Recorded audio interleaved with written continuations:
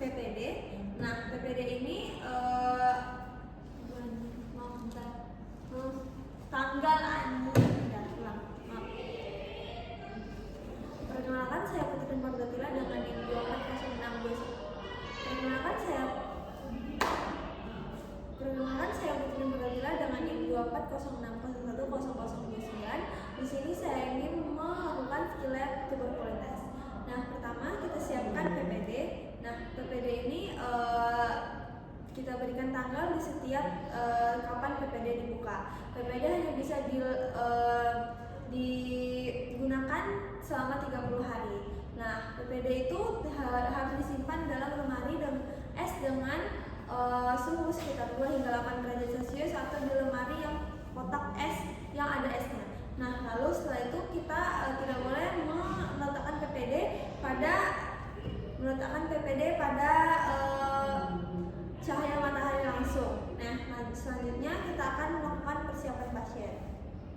Pertama kita perkenalkan diri, perkenalkan ibu, perkenalkan nama saya Dr. Putri Margatila yang juga pada pagi hari ini. Dan di sini selanjutnya kita menjelaskan kepada orang tua tujuan dari pelaksanaan tes ini. Nah, jadi ibu di sini kita akan melakukan tuberkulitis ibu namanya. Nah, tujuannya adalah untuk mendeteksi apakah adanya tuberkulosis dan mendeteksi apakah adanya bakteri MTB pada anak ibu seperti itu.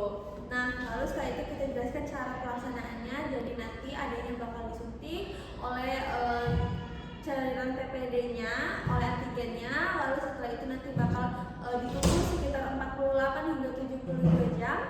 Nah, lalu setelah itu akan diinterpretasikan seperti itu ibu.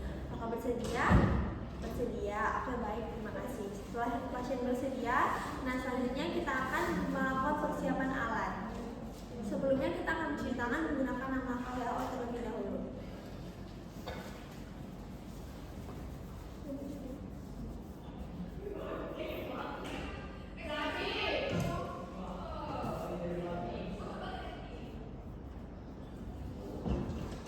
Nah, selanjutnya setelah mencuci tangan menggunakan nama WHO, kita akan mempersiapkan alat. Sebelum itu kita akan memakai handscoon terlebih dahulu.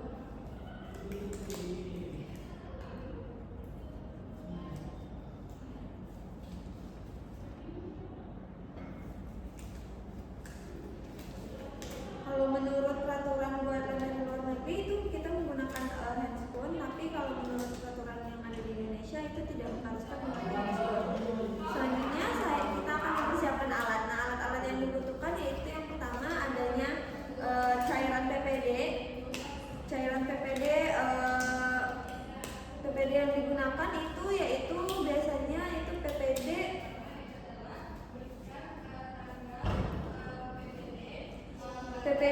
FT232TU, yaitu PPD yang digunakan biasanya yaitu PPD 2FT2TU, 23FT2TU. Nah, di Indonesia selanjutnya kita siapkan juga alkohol swab, lalu kita siapkan speed 1 cc, lalu kita siapkan penggaris, lalu kita siapkan cairan PPD-nya, lalu kita siapkan juga adrenalin. Kenapa? Karena untuk menjaga-jaga apabila terjadi shock anafilaksis pada pasien.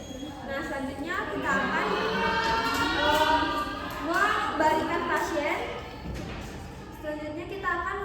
pasien. Kita baringkan pasien, lalu setelah itu kita letakkan lengannya itu pada bagian kanan, boleh bagian kiri. Kita biasanya pakai bagian kiri, apabila tidak bisa kita lakukan pada bagian kanan. Lalu setelah itu kita akan membersihkan dengan alkohol swab. Jadi kita buka alkohol swabnya.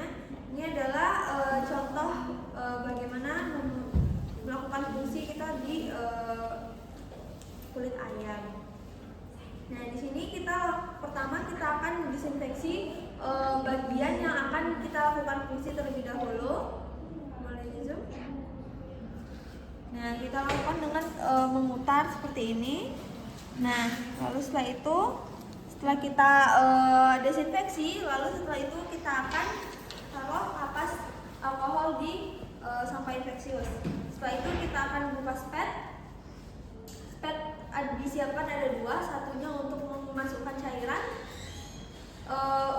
Tutup spet yang pertama adalah untuk mengaspirasi cairan dari tempat PPD-nya, lalu yang kedua adalah untuk menyuntikkan ke pasien karena cairan PPD tidak boleh langsung disuntikan ke pasien melalui satu jarum. Nah, pertama kita ambil dulu melalui spet yang ini, lalu kita buka. Setelah itu kita akan melakukan aspirasi dari cairan PPD seperti ini.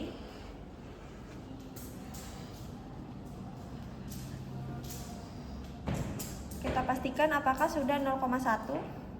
Bisa dilihat dia kemungkinan sudah 0,1 ya, namun masih ada anginnya, jadi kita akan buang dulu angin, lalu setelah itu kita akan pastikan agar dia 0,1. Nah, jika sudah, kita akan keluarkan jarumnya, lalu setelah itu kita akan pasang jarum lain untuk melakukan fusi pada pasien.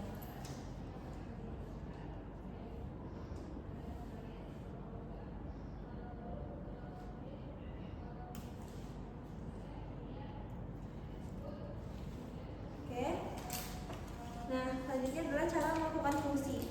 Pertama, kita akan melakukan fiksasi pada tangan pasien yang sudah diberikan alkohol tadi. Kita akan regangkan, lalu setelah itu kita akan pastikan agar jarum itu bevelnya menghadap ke atas, sudutnya itu sekitar 5 hingga 15 derajat, dan hanya disuntikan pada bagian intrakutan. Nah, sama kita akan masukkan seperti ini. Lalu setelah itu kita akan menyuntikkan cairannya. Nah, seperti ini. Lihat ada bunderan atau bulatan atau bule. Nah, setelah itu kita akan biarkan cairan tidak boleh tidak gelembung, tidak boleh digerak-gerakan, dan apabila gatal itu harus dikompres dengan air dingin. Lalu setelah itu, setelah melakukan fungsi, kita akan taruh spet yang sudah kita terkena pasien itu ke syringe box. Lalu setelah itu kita akan melakukan evaluasi. Nah, kita akan edukasi pasien. Ibu, jadi kita sudah selesai melakukan tuberkulitas pada anaknya. Nanti boleh kembali sekitar 48 hingga 72 jam setelah ini ya Ibu. Nah, untuk apabila nanti kalau misalnya gatal-gatal ataupun adanya lesi, itu bisa dikompres dengan air dingin. Apabila demam bisa dikompres dengan air hangat. Lalu kalau misalnya gatal jangan digaruk, sebisa mungkin jangan digaruk ya Ibu. Nah, dan kalau misalnya nanti mau dipakaikan lotion atau bedak atau parfum itu jangan dulu, oke? Nah, kalau kurang lebih seperti itu Ibu. Apakah ada yang ditanyakan? Tidak ada, terima kasih. Selesai mengedukasi pasien, selanjutnya kita akan membersihkan alat, lalu setelah itu kita akan mencuci tangan kembali menggunakan nama langkah WHO.